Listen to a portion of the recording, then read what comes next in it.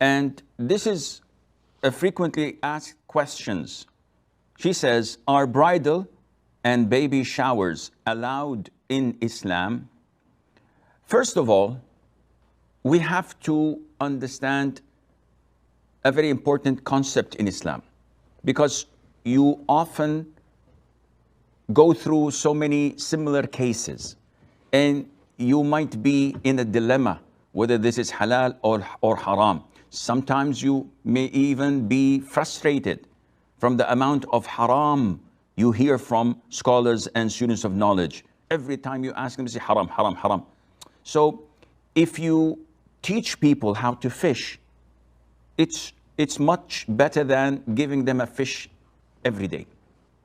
And therefore, what is the main concept that governs our rulings in Islam? Number one, that Islam prevails over all. And number two, that Islam is the origin and everything else follows, and not the other way around.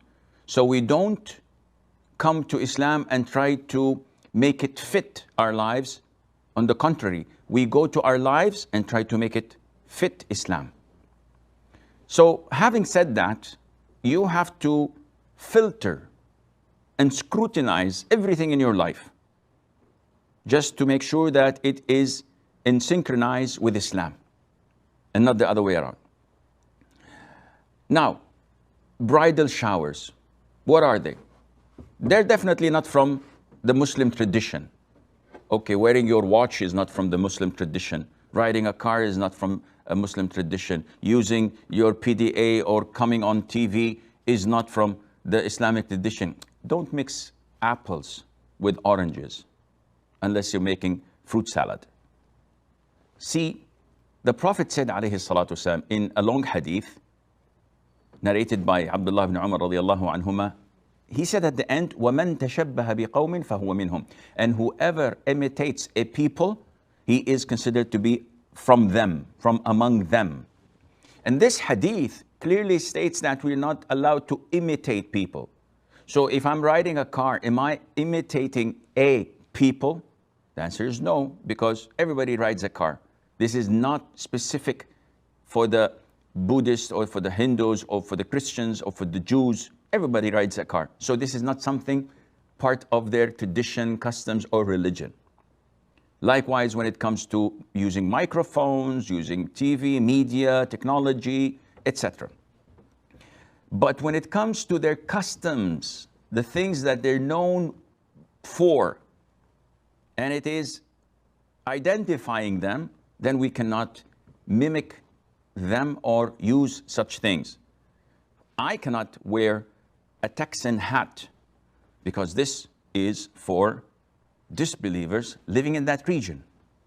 Likewise, if, for example, the Mexican sombrero, the Japanese kimono, eating with the chopsticks, all of these are part of their customs. The Muslims don't do this.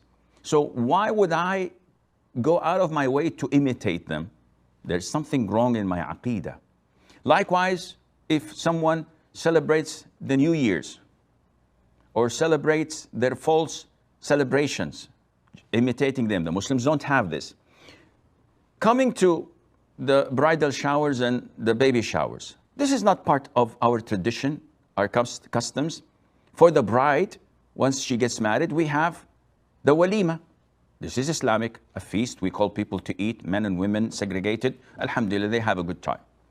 For the baby, we have on the 7th day what is known as aqiqah. Then this is okay. Go ahead with it, no problem. Now, when we come to bridal and baby showers, we find that the origin is un-Islamic. It was in the 19th century. They used to compensate the bride with some gifts because of the dowry she had to pay. And in Islam, men pay the dowry, not the other way around. And there are so many things associated to it. So, in short, this is not permissible to have bridal or baby showers. You want to visit the bride-to-be and give her gifts? Go ahead, but don't throw a party and don't call the party bridal shower. And likewise for the children, newborns, you want to give a gift to the parents, no problem. Go ahead and give it to them. This is halal, but not to have a specific celebration and to call people to it with such a name and function. And Allah Azza wa Jalla knows best.